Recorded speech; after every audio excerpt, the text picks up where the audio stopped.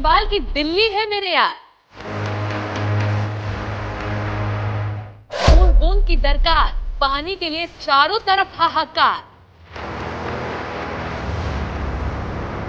क्या इस दिन के लिए बनाई थी आम आदमी पार्टी की सरकार?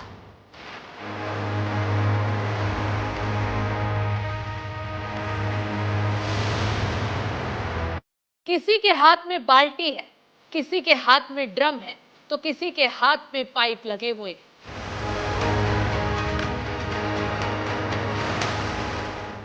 आगे आगे टैंकर दौड़ रहे हैं और पीछे पीछे एक एक बूंद के लिए तरसती दिल्ली है। जंग ऐसी है जैसे मैराथन चल रही हो और इनाम मिलने वाला हो।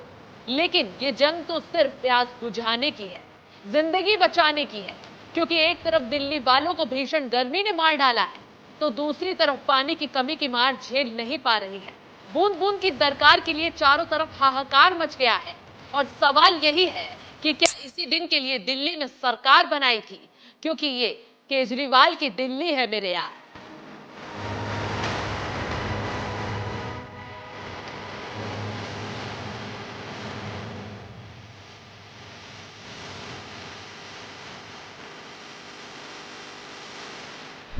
नमस्कार, मैं आपके साथ शबनम।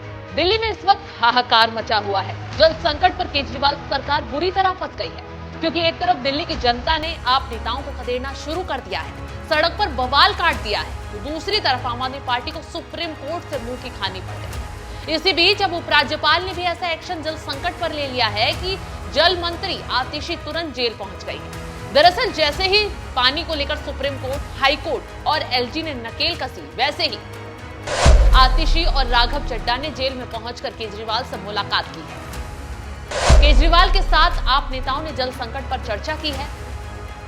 मुलाकात के बाद आतिशी ने विधायकों को जनता के बीच जाने के लिए कहा है। जब हिमाचल ने भी हाथ खड़े कर दिए, तब जाकर केजरीवाल के मंत्री, नेता जल संकट पर एक्टिव नजर आ रहे हैं। लेकिन अभी भी लोगों की परेशानी का हल नहीं निकला है। रोजाना दिल्ली से पानी की किल्लत की भयावह स्थिति की तस्वीरें सामने आ रही हैं। बच्चे, बूढ़े, महिलाएं सभी पानी के लिए टैंकरों के पीछे भागते दिखाई दे रहे हैं। अब कब तक हर घर नल से जल पहुंचेगा, ये सवाल बना हुआ है।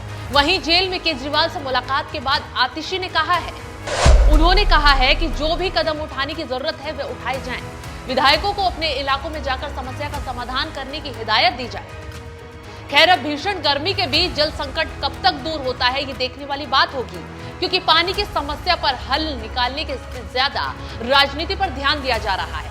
खुद आम आदमी पार्टी के नेता सुप्रीम कोर्ट से मुंह की खाने के बाद जल संकट पर बीजेपी को घेरने से बाज नहीं आ रहे। वहीं आतिशी ने केजरीवाल से मुलाकात के पहले भी बीजेपी पर भी तंज कसा और कहा, दिल्ली में पानी की किल्लत बढ़ती जा रही है, बीजेपी राजनीति कर रही है। ये हमें समझना पड़ेगा कि दिल्ली में जो भी पानी सप्लाई होता है वो यमुना से आता है।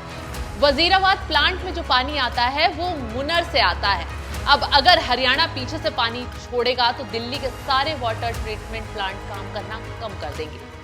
बार बार जिम्मेदार सिर्फ आम आदमी पार्टी के नेता हरियाणा को बता रहे हैं, जबकि हरियाणा कह रहा है पानी पूरा छोड़ा जा रहा है। लेकिन सरकार ना तो टैंकर माफियाओं पर नकेल कस रही है और ना ही पानी की टूटी फूटी पाइपलाइनों को ठीक करने का काम किया जा रहा है, जिसकी वजह से आम जनता त्राहिमाम कर रही है। टैंकर माफियाओं को लेकर अब सुप्रीम कोर्ट भी केजरीवाल सरकार पर भड़क गया है।